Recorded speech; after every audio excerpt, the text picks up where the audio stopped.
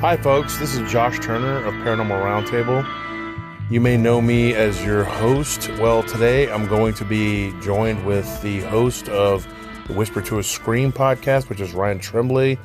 We did this show a couple weeks back and we released it on a Whisper to a Scream podcast, but the audio was not very good. So we fixed it as best we could on our end and we re-released it. So this is actually the number 4 episode of Whisper to a Scream, I'm sorry. And so we are releasing it here under Paranormal Roundtable. And this may become a regular thing. We may release both the shows on both podcasts. So this is mine and Ryan's show, A Whisper to a Scream.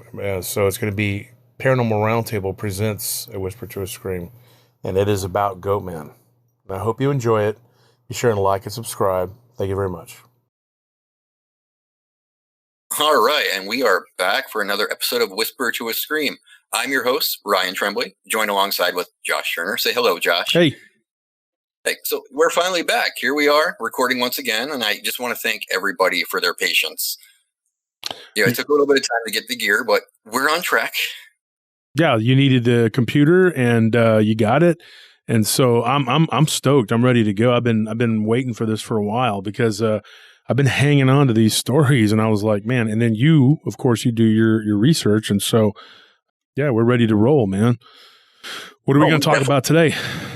Well, today we got one of the most fearsome cryptids that people absolutely love, but they want to hear about. We are talking about the Goatman. But before we get into that, let's cover the art contest that we have going on. Josh, why don't you go ahead and explain that?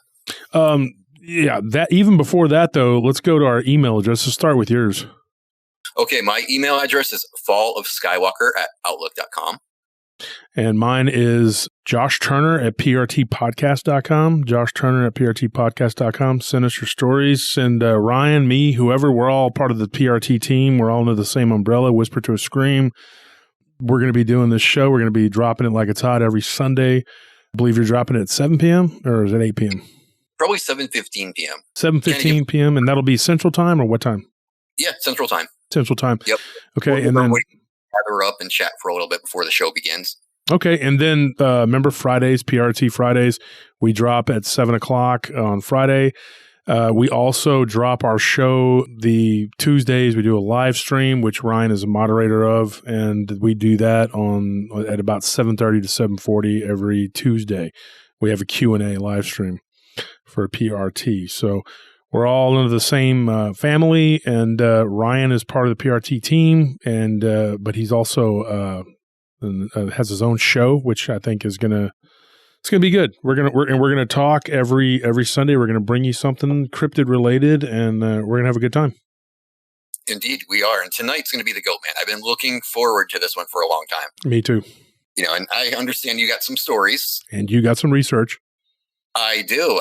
And it's really quite the rabbit hole to go down, Josh. It really is. And anybody who says this thing is just flesh and blood, rethink that, please. Yeah.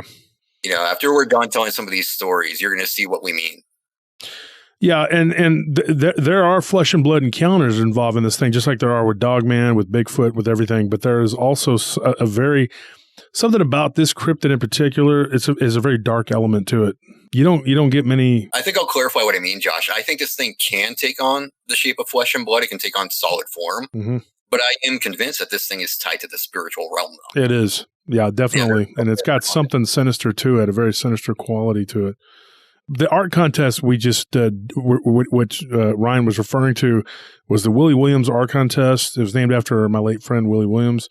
And he was an artist. I loved to draw and lived with me as one of my roommates in the house that we lived in the haunted house we lived in South Austin. And for years, almost 5 years, he was of Creole descent from Louisiana, a really good guy.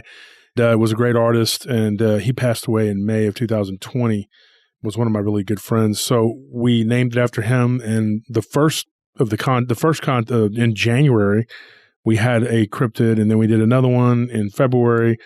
The one in February was the Goatman. So it's kind of funny that we did the Goatman, and then in March's cryptid was a chupacabra. So that's what's going on right now is the March art contest, and you can go to Paranormal Roundtable. That's the group. Ryan's administrator in that group, and me and Nellie and Anthony, we're all part of that group. We are sponsoring the art contest. First prize is $100. Second prize is $50. Third prize is $25. And you get an autograph book. Each one of those gets an autograph book from a different author. Could be anyone: David Weatherly, Nick Redfern, Linda Godfrey. Also, Linda Godfrey's been ill, so everyone keep her in her prayers. Barton Nunley had announced that she wasn't doing too good. I actually talked to her on Messenger about 2 or 3 weeks ago. We were just kind of chatting, then she didn't respond, and I kind of chalked it up to her not doing too good. She hasn't been feeling too well. She's battling some serious illnesses, and so everybody keep her in your thoughts and prayers. Also, the original art contest that we did. The first cryptid was the creeper, or what is it called, the crawler, or the rake? The Ashman or the rake, yeah, It's known as a rake too. And Ashley Clapstein won that one. Douglas Jones was the first place winner in the Goatman contest. You can submit as many as you want. You can draw 5-6 pictures if you want. You can put them in there, and you can be, Doug won first and second place. Jason McFadden won third place, and it was real close between him and Ashley. So, they are really talented people in our group, Josh. These people just blow me away with everything they do. Yeah, Roger Carter, he came, I think, in third place. And then it was Jaron Kaiser's daughter, a young girl. Mary Jane, MJ, or Mary Jane, she won the second place over there. And she's only 11 years old or 12 years old. So that's pretty cool. So just submit the art to me on Messenger, on Facebook, and then we'll put it on Paranormal Roundtable, and everybody can vote, and you can tally it up or whatever. And also, anytime you want to just submit random artwork, you can always do it on Whisper to a Scream or Paranormal Roundtable. Absolutely. Or Paranormal Lounge, any of those groups that we're involved in. I would love to see somebody draw a really good rendition of the Genoa. That would be interesting, and the Gugwe. Yes, or both fighting each other. Did you see Jason McFadden? He made a picture of the Goatman fighting a Dogman. I did. Yes, that was. You awesome. Need to put that one on this. You need to put that out there. And if he's okay with that, I will definitely. Absolutely, just he's okay. He gave it to me and he let me have it. So yeah, you can put that on there. Okay. You can shoot me a copy of it then. Sure. Awesome. I'll do that, and hopefully you guys will be looking at it while we're talking. So let's get started here. We got all that out of the way. We got the art contest, and we've got our email addresses out there. Like I said, I'm the host of Paranormal Roundtable, but I'm also Ryan's co-host here on WATS, Whisper to a Scream. Is that how you say it? WTAS. Sounds like a radio. WTAS. So, Ryan, the Goatman, do you want to get started? Let me know what you've researched. We'll start with what you want to throw out there. This thing goes by different names. Some people know it by Goatman. Others know it by the Pope Lick Monster. But they probably know it from the infamous Goatman's Bridge in Alton, Texas. Mm-hmm. And some pretty dark things happen on this bridge. People have experienced very demonic experiences where it's, they see flames, they smell the sulfur. They've heard disembodied voices. They've seen this thing wielding an axe. I mean, really, that gets pretty dark. And there's even been supposed deaths. A kid supposedly committed suicide on this bridge. Yeah. And I guess driven by this Goatman entity. Is that what we want to call it? This entity? That's as good a name as any. Yeah. I mean, I guess he was hounded by this entity, and it just drove him to commit suicide one day. Yeah, and the bridge he's talking about, folks, and actually, Anthony, if you were with me. We actually went to this bridge. It was me and Anthony and my wife. What was that? Excuse me? What was that like? Did you feel anything? Did you get any weird vibes when you were there? Well, here's what happened. It was me, my wife, Anthony, and then my wife's sister. And we all went out there to the bridge, and it was late at night, and we saw something blue glowing in the water, and we never could figure out what it was. As in like an orb, maybe? Dude, I don't know what it was. It was weird. It was just like a blue light glowing in the water. It was just like a sphere, but it was in the water, and we couldn't say what it was. It wasn't shaped like a glow stick or anything like that, and we kept looking at it going like, what is that? So we walked all around that area. We walked through the trails of that area, and it is a spooky place. It's creepy. We walked up into the woods there, and we did find like some pentagrams and some stuff, some satanic symboling, in that area. I couldn't tell you, what it was, but there's just an oppressive, heavy air there. It just feels kind of scary, kind of oppressive. My wife's sister, she kind of thinks she's tough. So she's like, I'm fine. I don't feel nothing, But we walked around for a little bit, and then I said, I'm ready to get back to and then everybody was. And she was just like, oh, y'all are scared. I'm like, I'm not scared. I just don't like the energy here. It wasn't like I was terrified or anything, but I did feel a weird energy there. And people report a Goatman, and they've said that it's anywhere from a white to a gray to a black. Yep. It's funny you mentioned that blue light, though, because someone I spoke to, he went to a graveyard, oddly enough in Maryland, though. And when he was looking around in the graveyard, he saw a lot of the blue lights floating around. So it's really interesting that you mentioned that, too, because it kind of coincides with what he saw. Yeah, and it was something we couldn't explain. I mean, like we just kept looking at it from the bridge and going like, what is that? Like there was no explanation for it. I tried throwing a rock at it and the water just kind of rippled, and it didn't move or anything. It was just there. It was stationary. Yeah, it just kind of was like in the water, and I couldn't tell exactly how deep the water was. But it was like, it just was there. It was just kind of stuck there, and it didn't move. So it was weird. That'd be very unsettling to see something that you can't explain. Yeah. Yeah, but it's funny, though, because this guy also described a lot of the blue lights like you saw, and he did see what he thought was a goat-headed silhouette. So it makes you wonder if those things are tied to this thing. Well, the shadow goat thing is that's a whole nother deal. A friend of my brother's once had told us that he was working at a bar downtown, on 6th Street where we worked. He was closing up the bar one night, and this is weird. This is weird. He said that the last customer out the door was a big heavyset guy with a big overcoat on, and he sat in the corner drinking all night, and he didn't talk to anyone. And he, I guess, had gone upstairs to use the bathroom or something, and the guy was just leaving. When he was coming down the stairs, he saw a shadow moving behind this very large man. And he goes, man, the head of the shadow looked like a goat. Ooh. And he said that there was almost like the body kind of came down. And this guy's a friend of ours. And he told us, he's like, dude, we've known him for years.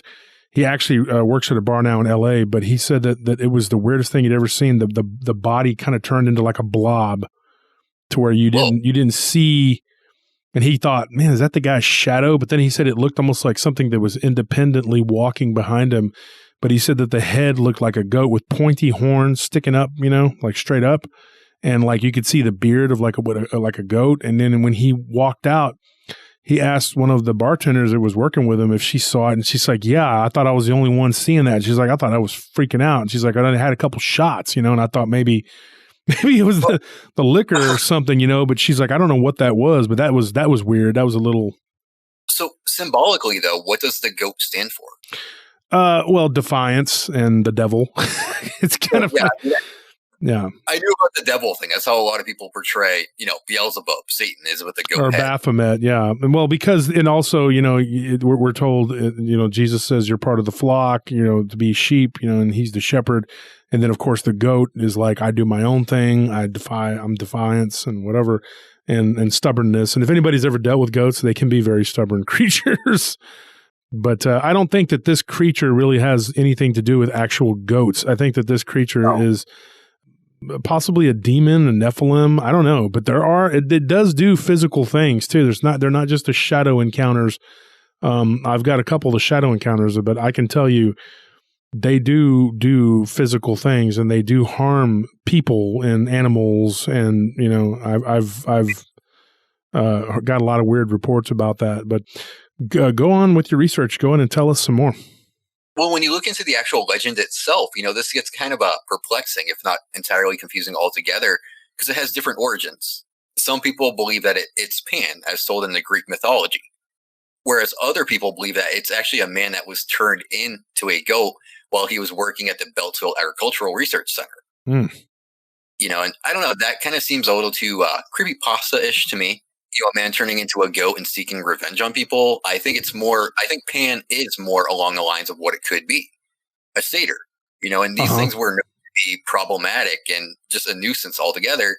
If you line it up with the modern day tellings of the Goatman encounters, it's pretty similar, because these things were vicious and they weren't good things. They weren't known as good, quote unquote, people, and the stories that of the Goatman, there's nothing good about it.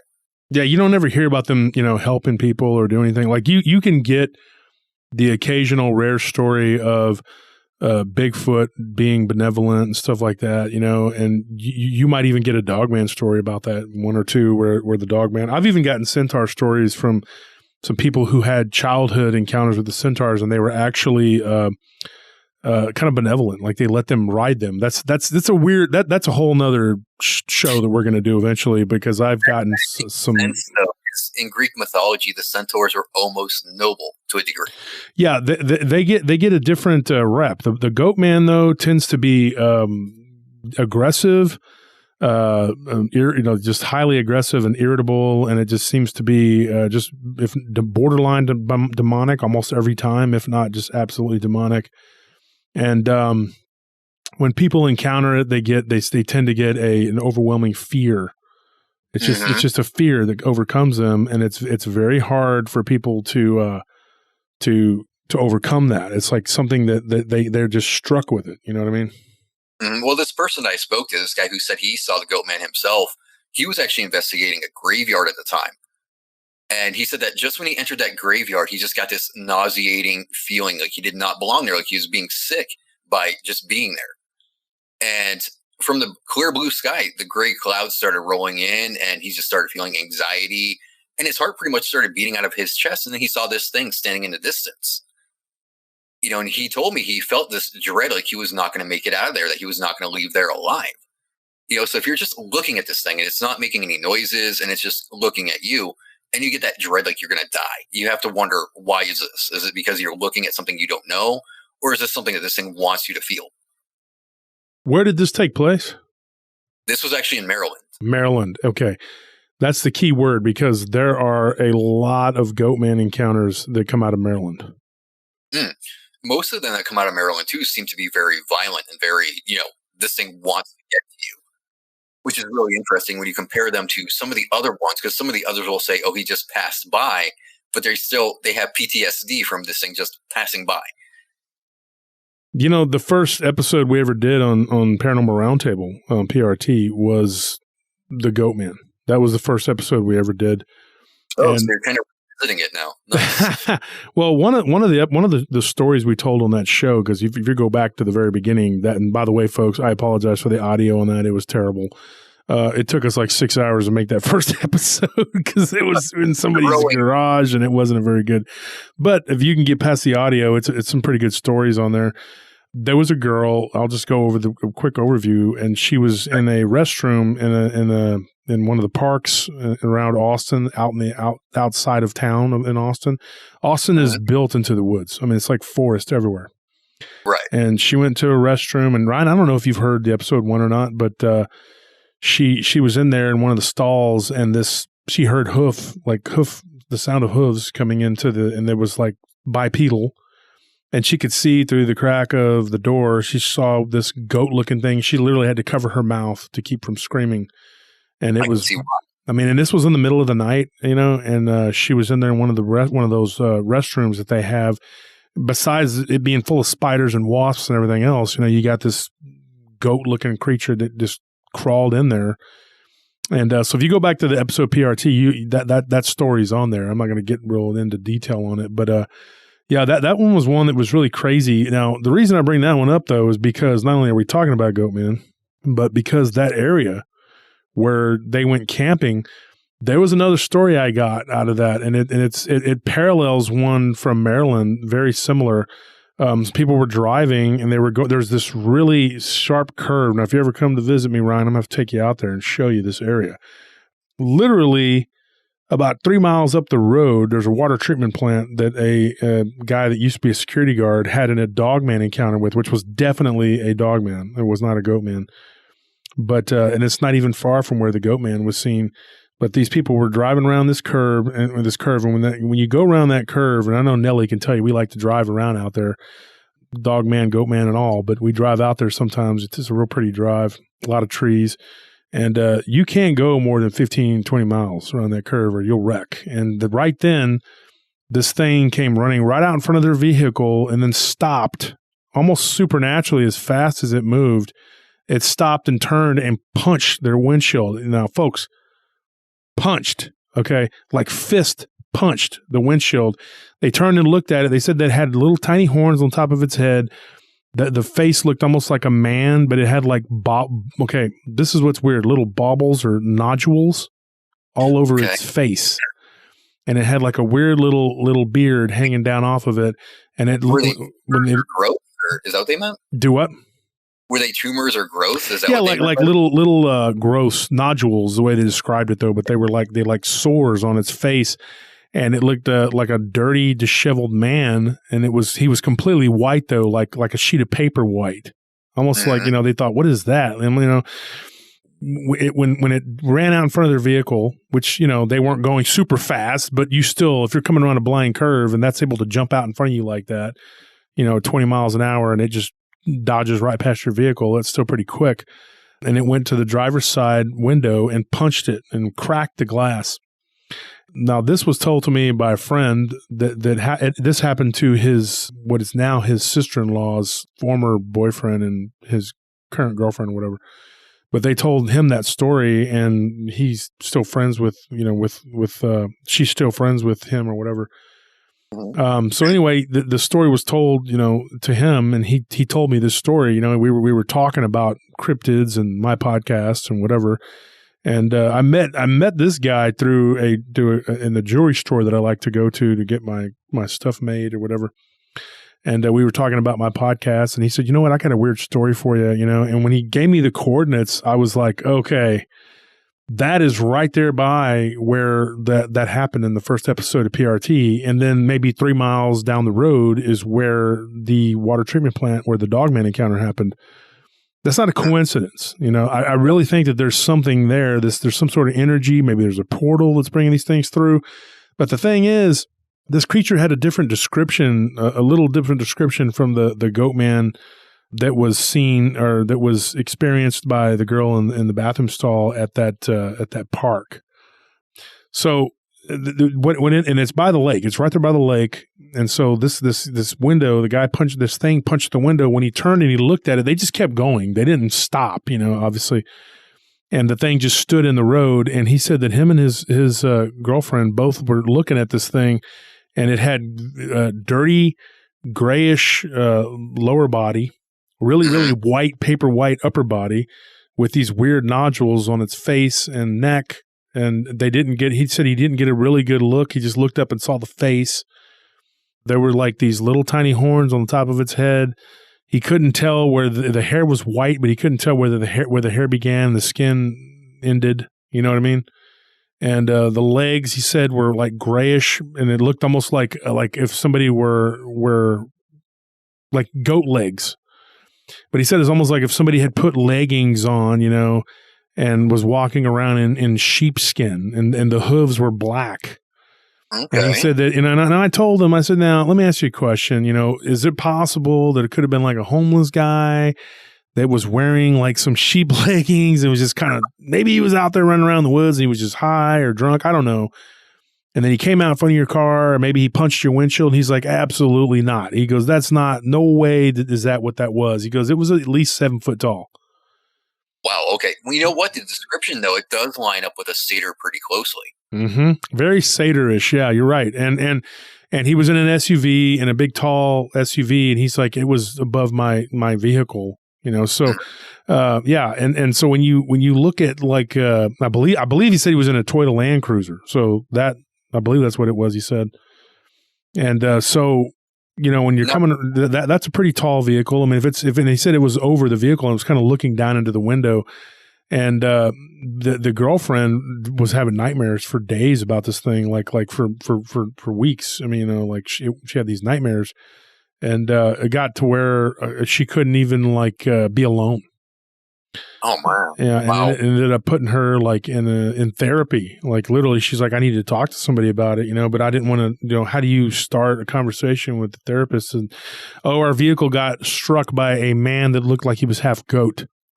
Oh boy, yeah, they're gonna be called rubber room. Yeah, you're gonna end up in a padded room. So I mean, she was just like, I didn't know how to begin, and so I just told her that I was having nightmares, and then ultimately she admitted to the therapist that's what happened, but she had to go to therapy. I mean, it was pretty intense, and yeah, I got that story, and that was right there in that same area. Now, I don't have any others in that area, but the one in Maryland, you were talking about Maryland. Did you want me to get into that one? Absolutely, yeah, go ahead. Or do you want to tell the backstory of what you know about Maryland first?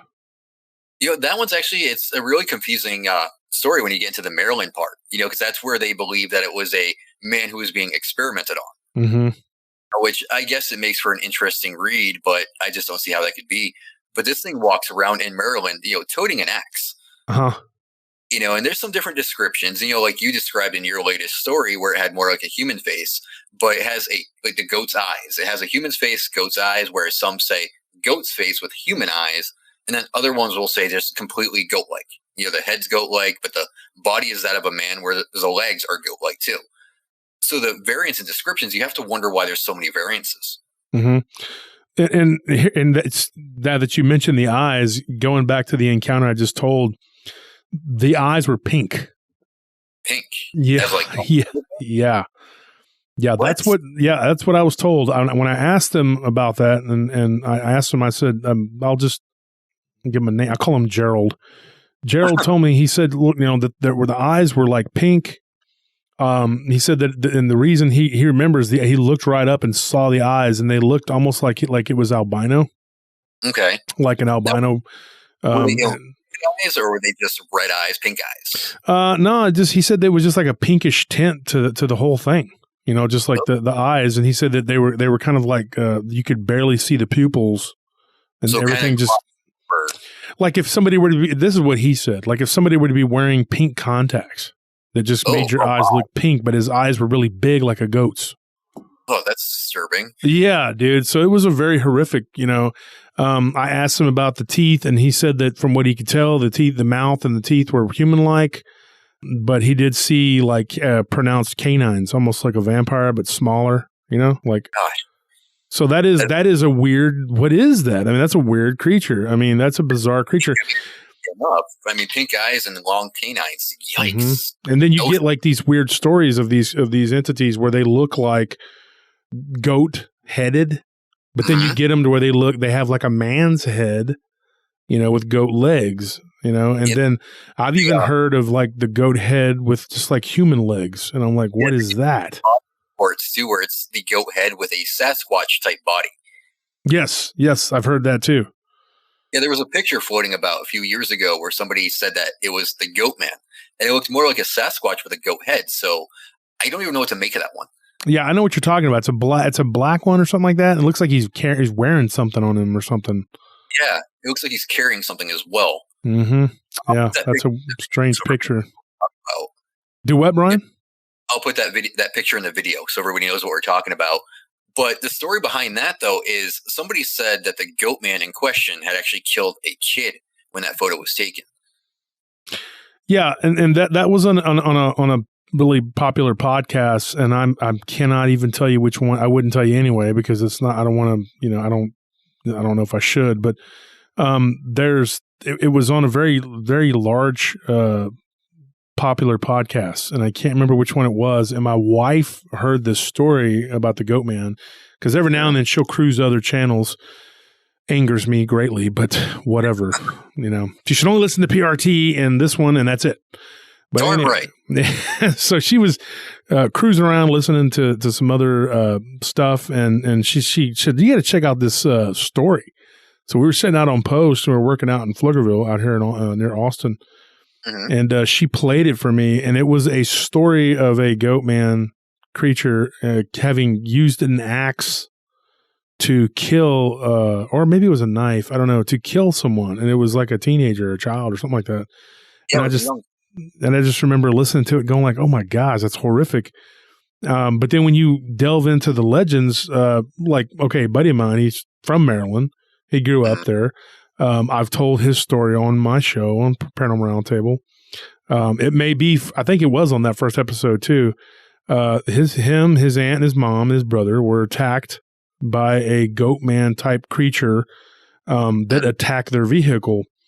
Now, the stories that he grew up listening to and believing were that Goatman would actually go around and kill innocent people. And they were known to attack people. A story that he had heard from his uncle or his uncle's friend. They were in Vietnam or whatever. And he said that when he was a kid, he had heard his uncle say, he goes, like talking to his best friend. They were both in Vietnam. And he said the most horrific thing that they had ever seen was not something that happened to them overseas in war. It was them driving outside of the city of Baltimore. And when they were driving, going toward the city, they saw this goat-like creature come out of off of the side of the road in the ditch. And it was walking up to the road. And right when they were crossing past this thing, they saw it holding a human head. Oh, God. So he remembers hearing that story because, when his friend asked him, his uncle's friend asked him to what happened to him that night when they were assaulted in the vehicle. And he said, well, you're lucky because the thing kills people. Oh, man. Yeah. So that's a crazy story. That story was given to me, like after I had aired the show or whatever. I went and I saw him at the bar one night and we started talking. And he told me, he goes, there was another story I had because he had told me, I have more than one story. And when he gave me the first story, he's like, he had to leave. He didn't have time. He was getting off work or whatever, and he was working at the bar. And he said, I'll tell you the rest of it eventually. I'll give you the other story. And then he gave me that one. And so he remembers hearing that. And then, of course, he's a little kid, and he's, of course, but he says uncle, drank a lot. And so did his uncle's friend. So they're over there telling this 8-year-old, 9-year-old kids, hey, this is what happened. We saw this Goatman walking with a human head, so you're lucky you're alive. Imagine seeing that, though. Oh, my gosh. It's one thing to see the creatures bad enough, but to see it carrying a human body part, which seems to be a recurring theme with the Goatman. It seems like that it seems to be a killer. Yeah, whether it be a physical killer or influences you mentally to do something, and again, the influence that it can have on somebody, that kid that killed himself over this thing, you got to wonder, how does that influence actually come about? This can't be just a flesh and blood creature doing this. It doesn't make any sense to be that way. What do you think about this, Ryan? Like some of the stories that we get, like I've gotten one or two stories of Goatman actually communicating by mimicking people's voices. I've actually heard about that. Yes. In some reports, they say they do the mimicry to call their prey out. Mm-hmm. Yeah. If they have sights set on you, they're going to mimic somebody close to you, a friend or, somebody at your family or a lover or whatever, and tell you to come on outside and make you feel at ease until they spring on you. Yeah. And that's a weird thing because that's something that I thought about, whenever this girl was telling us this, and I told you a little bit about this one, there was this vehicle, they were driving in their vehicle. This was in Mississippi. And this thing rammed into their vehicle, basically just, simple. I mean, it was like just a white flash and boom, and it was just like, they thought an animal, they just got hit by an animal. It was a very simple thing, and they kind of spun the vehicle, but the vehicle kind of spun and then it did like a 360 and then, wow. And then it went up and then it came back down and she's like, we just kept going. Like, it was like, whoa. And then the next thing you know, this thing is like on the top of the car, and then it gets down onto the hood of the car. And she said that whenever they looked at the legs of this thing, it was like they were goat-like. You remember me telling you this story. I do. And it was like almost like it was magnetized to it. She's like, we were swerving, and this thing was not moving. It was like it was almost floating on top of the car, but the hooves were on the hood of the car. Like it had some kind of means to hold onto the car. Yeah, like it wasn't affected by the movements of the car. And then they felt the thud onto the roof, and then off the back, and then it was gone.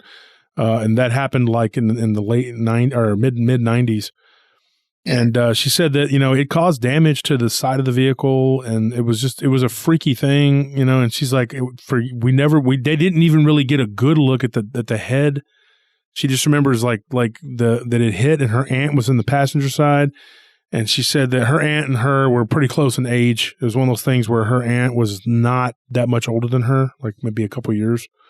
Mm-hmm. And so they hung out a lot. So this thing hit the side of her vehicle, and it just kind of like they spun, and then they just kept going. And then it was just like on top of the car. Like almost like supernatural, like it was just there, like it was boom, and then they spun, and then it was just on top, and almost like it just floated over the top of the car, but it used its legs, but she didn't get a good look at the head. The aunt said that it had like these straight grayish black horns that came off the top of its head, like really long horns, and it, from what she said, it looked like a mountain goat in the head. But like without the curved horns, it was just kind of straight, So that's a weird story. And then it just jumped off the car and was gone into the night. You have to wonder what it wanted. Then did it just want to terrorize them? Was it trying to get to them? What was its mission? Well, here's the rub. Okay, and I believe they were from Tupelo. I'm not for sure if that's 100% or that's where they were headed or something. But anyways, here's what happened. The girl that was driving and the aunt both started to hear from their yards, okay, and they lived on the same street, and they both began to hear their names being called by each other. Whoa. And that went on for like 2 weeks afterwards. Like they were hearing like at one point she thought that her aunt was outside the backyard, and she heard her name, and she has a very distinct name. Mm-hmm. Okay. So she's like, that's my name. Like, what, who's out there? And she goes, oh, it's my Aunt Judy or whatever. So she comes outside. I'm just calling her that. She goes outside and she hears it again, Isabel. And she's like, Judy? So she goes out toward the backyard and she's like, Isabel. And she hears it. And so she keeps going like further out into the yard to the tree line. She sees the trees kind of move, and she looks down and she sees what she thought was like a weird looking leg go like into the woods. Ooh. And she was like, that didn't look right. What was that? And she said she couldn't verify that it was a hoof or a foot or anything. She just saw a weird looking, what looked like an appendage. And so she ran back into her house, and now she didn't have the most sturdiest of houses. She had a double wide mobile home. Mm-hmm. But it was built on a foundation. It was like a, what do you call it? A manufactured home. Okay. So she was like, if it was that goat looking thing, she's like, it wanted to ram into the wall of the house, it could have. So she was terrified, and she has a little kid, a little boy, and she was a single mom, and she was like, I was terrified. And then she said her son started having, he was playing out. They had like a basketball goal, whatever. Right. Had a couple friends over on a sleepover. She said they did have a really big backyard with like a trampoline and basketball goal and all that. So she said that the kids are outside in the backyard playing in the basketball goal, whatever, and that or playing in the driveway that kind of stretched back into the back. And she said that they were being called, like their names were being called, like as the ball would roll toward the woods. One of the kids' name was Darren, or that's what she said. And she said that the kid like heard the kid, and he heard his name. So he kind of starts to walk toward the woods, and the other kids are like, what's going on? He's like, I heard somebody call my name.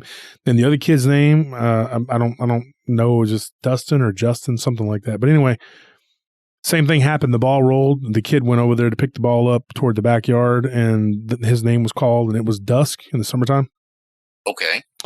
And so they heard this, whatever, like calling their names, and they were like, what the heck is that? So they go inside, and her son is like, Mom, Justin and Dustin or whatever their names were, they heard their names being called. So this thing was trying to call them out into the woods. Yeah, well, they never saw what it was, though. But think about this. It happened after the Goatman encounter. Mm-hmm. And, that does fit in line with the satire behavior as well. Satires used to actually call people out when they were trying to get them. They would lure them out into the woods by calling their names. So that's interesting that this thing did that too. It makes you wonder really if maybe these things are a satire of some sort. Well, but it had, like, according to her Aunt Judy, it had like the head of like what was like a mountain goat. Oh, a mountain goat. Yeah, Boy. like she said, if you look like a mountain goat, how the horns curve, but the horns weren't as tall and curved. But she said that's what she remembers seeing, like a flash of that. It was like that. They didn't get a real good look at the. But then she said that her aunt was having the same problem. Her aunt was watching TV with her husband, and the husband went outside to feed the dogs, and one of their dogs went missing. Oh. And so he was out there, and the dog, he was calling him Rex, whatever. The dog didn't show up, didn't come, whatever the dog. And eventually he went back inside and said, "Hey, our dog is missing. The other dog is hiding. He was in the doghouse. He wouldn't come out." Now, they had a fence around their yard. And so they were like, how did the dog get out? It wasn't a real big dog. It was old. It couldn't jump, but the other dog was cowering and had urinated in the doghouse, which was weird. They don't urinate where they sleep, Sure. So she said that she went out there with him to call the dog, "Hey, Rex, whatever." And they both heard their names being called, and they thought that it was her niece. The one that had the incident. She thought it was Isabel calling her saying, "Hey, Judy." And so she was like, "What the heck?" And she's like, "Did you hear something?" He goes, "Yeah, I thought it sounded like your niece." So they called her up and they were like, "Hey, were you over here by our house?" And she was like, "No." And then they started comparing notes. And then they're like, "Okay, something's not correct here." Okay. And their kids, they had kids that play together pretty regularly. And so she was like, something's not right here, And marked or targeted by this thing. Yeah, I mean, that's kind of what it seemed like, and of course her aunt's the son would be her first cousin technically, right? But he had come over for a sleepover. Her little cousin had come over for a sleepover, and same thing happened. The boys were in the back room and they were playing a game or whatever, a video game, and they heard like something knock on the window, and they look and there was nothing there, but they heard their names being called. So they got scared and they ran and they told the mom, and she's like, "Okay, here we go again." So you got this whole weird dynamic that's been, but they never saw between all these people. They never saw it. They only saw what the one girl, Isabel, saw the leg or what the appendage, that looked weird. She did say it was grayish white. But that's it. She didn't get a good look at anything else. And they never talked to anybody else that claimed that they saw this, thing. That's weird. I mean, just seeing the leg or whatever, you don't know it doesn't belong there. So you're kind of going, "Oh crap, what is this?" Yeah. I mean, if I was in the backyard and I saw a whitish gray leg, I'm immediately going to go, "Oh, that's a rake." And then, just kidding. And then run, right? or maybe it's Ryan. Why is Ryan creeping around in my backyard? No, I don't know. I don't know what I would do. I mean, you stop and you think about it. You're a single mom. You're not going to go look too far once you see that because you don't know what that is. And just so you know, Josh, I only stock backyards on weekends, dude. Oh, well, you know what? This was on a Saturday. I'm just kidding. I have no idea when. I don't know the day. Man, they told me they wouldn't get to tell anybody, but okay. Jeez. Well, it sounds like you got some business with Isabel. Not her real name, by the way, folks. But anyway, yeah. But so let's get into this other. Let's get into other aspects of this creature. What else can you tell us? Okay, so the one that they said was the experiment. Apparently, he's killing people for revenge because he was experimented on. So naturally, he's a human that was once a normal man, turned into a part goat. So now he's just seeking out victims to take his revenge until he can get turned back into a man again. Little does he know, he's not going to get turned back into a man. So this thing, according to this legend, this thing just kills anybody that goes to that area in Maryland. He will purposely seek you out, stalk you, hunt you down, kill you, and move on to the next victim. So again, that ties into the violence of this cryptid in particular. In fact, should we even call this a cryptid, Josh? If you were going like, okay, let's say my friend Ken Gerhard would not call this a cryptid. That's kind of why I was bringing that up. Yeah, Lon Strictly would probably not call it a cryptid. They would probably call it a supernatural entity, depending on who you talk to. You know, one of the things Linda Godfrey said that when she studied the Dogman phenomena, she talks about how the Dogman will be in one spot, Bigfoot, and then the Goatman shows up as kind of a third party. You know, I wonder about that because I read some encounters where Goatman was seen, and then not too long after, in the same area or around that area, they're seeing Bigfoot, they're seeing the crawlers, they're seeing Dogman. So it makes you wonder: is there some kind of energy bringing these things together? Is there some kind of portals opening up? What is it that's drawing all these cryptids together, or these entities together? We'll not call them cryptids here. I mean, different. They're all so different. If you put up like Sasquatch with Dogman, they're so different in behavior and how they act against people, how they look. So if you take, you take Bigfoot and Goatman, two completely different things.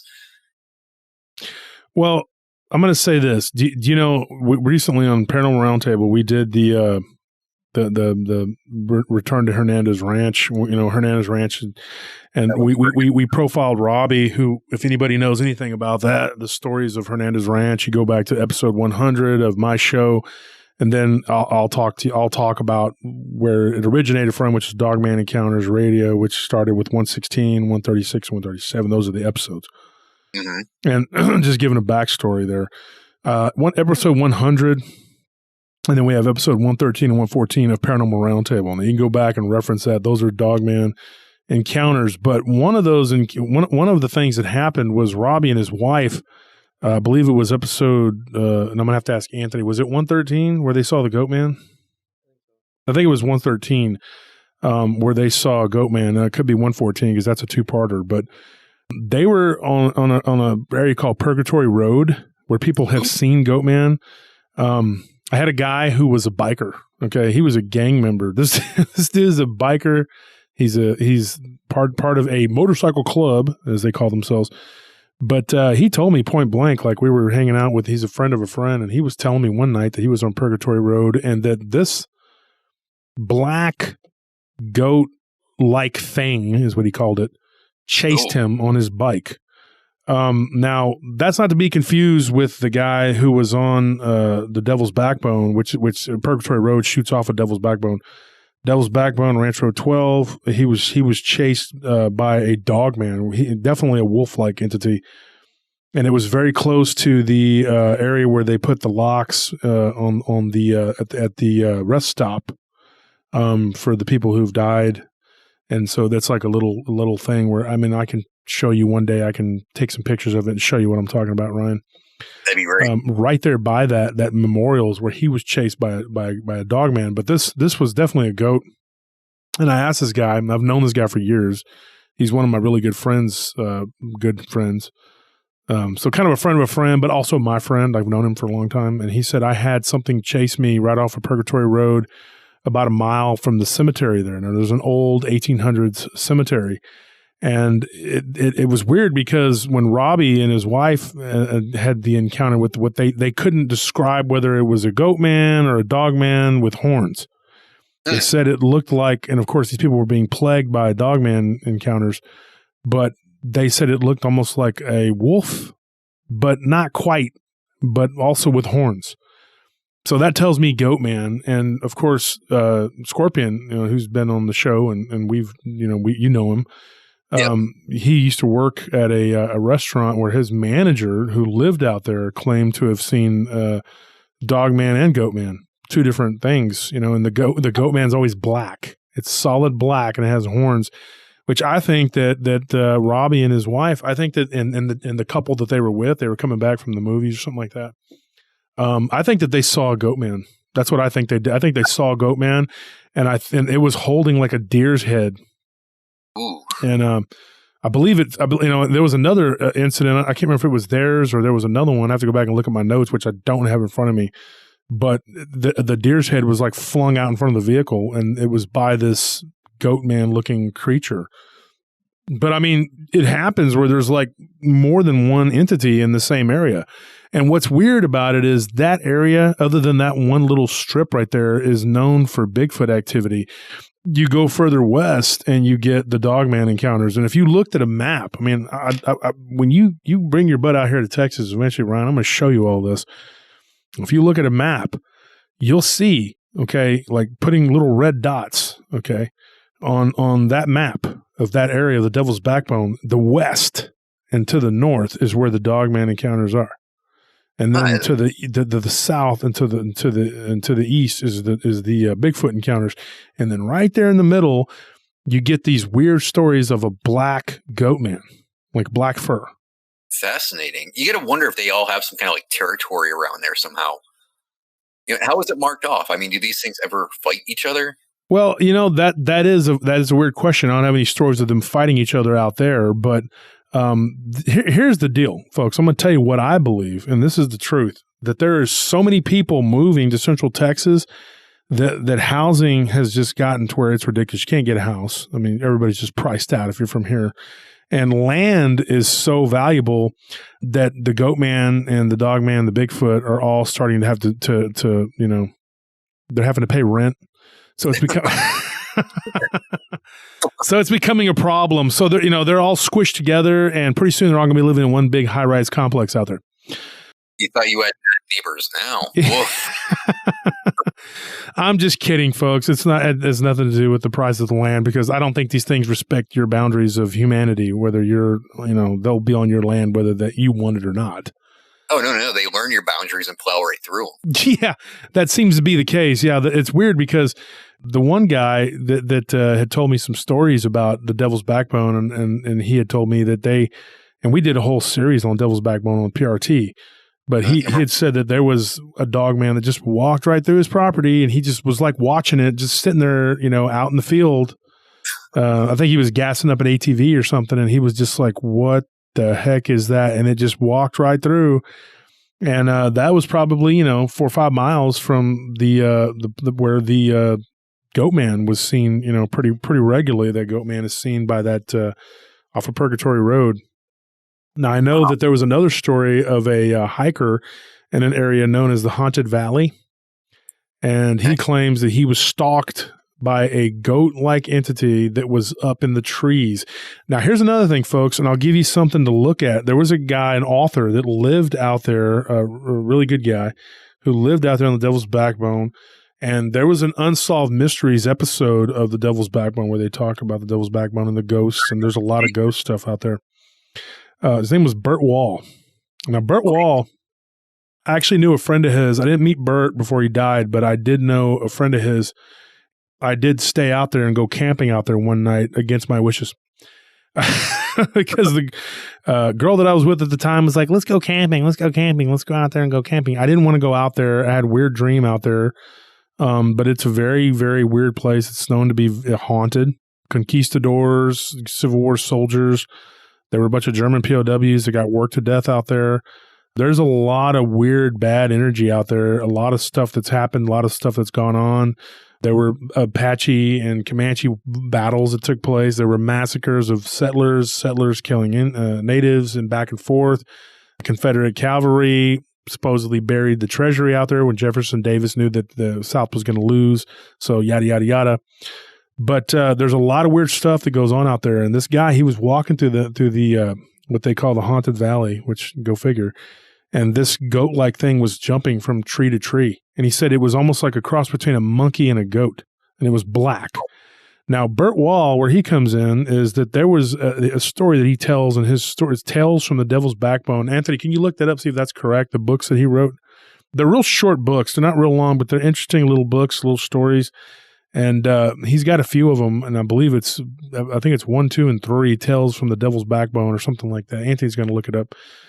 And one of them, he talks about the ranchers out there losing livestock left and right, and they eventually cornered this creature that was like a goat. And they caught it inside of a cave. And now there are a couple caves and there's some tunnels under that area in certain spots out there because of the limestone in the Arroyo Canyons. They caught this creature and they killed it. They shot it. And they supposedly killed it, yeah. But from what the legends say, that this thing is immortal, and it just you can kill it, but it just comes right back, and it takes on another body, and it looks a little different, but it just keeps coming back. And that's what I've been told by the locals. That they like to tell the story like it's like it's this. Basically, it takes a licking and keeps on ticking. Basically, yeah, and it's very fitting. What's it called? It's just called The Devil's Backbone. Okay, I thought it was Tales from the Devil's. Burt Wall, but Burt Wall is a good guy, and he wrote stories about the Devil's Backbone, and that area is notoriously haunted. I also had a ghost or phantom hitchhiker story that I told on my show that happened to me and several of my friends, and we're convinced. I'm convinced that that's what it was. But you can go into PRT and look that one up. It's on the Devil's Backbone stories. So many weird things have happened there. I went out there one night, and a couple of my friends just got into a bad fist fight and just started beating the crap out of each other. I mean, it's just a weird place with a lot of weird energy. So now I have a question for our audience. I want them to think about it, but I want to get your take on this, Josh. Knowing what we know of the physical description of the Goatman or the Poplick monster, and knowing what we know of another entity, not so much a cryptid, but an entity, the Wendigo, and the supernatural abilities of both, do you think that the two are tied together somehow? Like maybe the Wendigo is actually sightings of the Goatman? If you look at it like the Arab belief that it's a ghoul and that it's a shapeshifter, like a jinn, it could be anything. Okay, now the Wendigo thing is something I'm going to get into in a later episode. I'm going to do a Wendigo special for everybody, but I thought I'd bring that question up for them. But I have no idea. I have to wonder. I really do, because you always think of the stag-headed thing when you hear of the Wendigo. Now, what if that stag head was actually them seeing this goat-headed thing? Seeing it from a distance, they're going to see the horns, and maybe that's what came to mind. Well, what if the Wendigo is just wearing a mask, just wearing the head of an elk? Could very well be, and I'm going to get into that when we do the Wendigo special later on down the line. That's going to be a really long series of videos that we do. Oh, it is? Okay. Oh, yeah, it is indeed, because I dove deep on this one too, Josh. I didn't sign up for that, but whatever. That's all right. I signed you up when you didn't know it. All right, you got it then. I guess I'm there. So here's the other question, though, Ryan. You mentioned the Poplick monster. Tell me about that. Tell me what you know about that.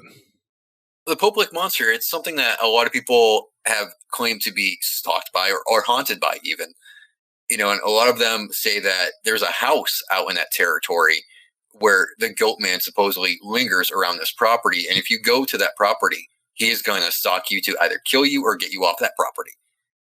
It's really a terrifying thing to look into. I mean, I wouldn't want to be an investigator on the Poplick monster.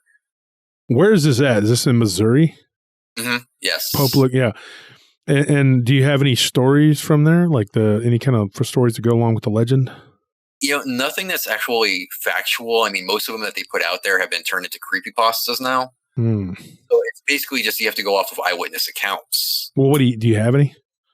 Not offhand, no. No, because a lot of them just didn't seem factual, Josh. A lot of them seemed like they were adding stuff to this. Mm-hmm. I don't like to go onto Reddit too often and look for encounters. I like to actually hear people firsthand. A lot of people don't want to go forward when it comes to the Poplick Goatman, though. Why is that? You have to wonder if there's something about like a religious connotation or whatever. They just don't feel comfortable talking about this because of their spirituality. And I can understand that, with the way this thing looks and the reputation that it has. They're not going to want to talk about something that could very well be, dare I say, demonic. Because a lot of people are uncomfortable talking about that.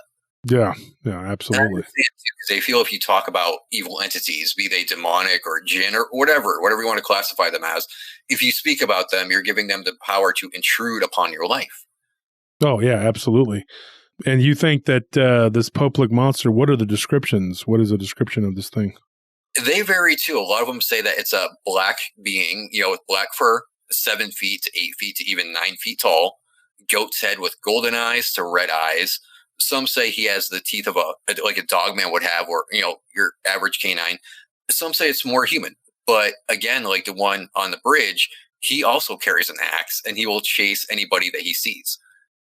So when you tie them all together, you have to wonder if it's a same entity or if it's just different entities taking on this form.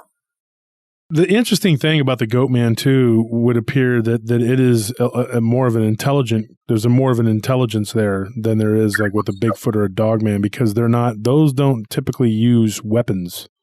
No, and this one carries an axe, so you have to wonder what's going on with that. Yeah, you often get that. Even Jason's picture he drew, Jason McFadden, he drew the picture of it with the axe, and I thought that's interesting because you get a lot of stories like that. I got a couple stories where these things were coming out of the woods.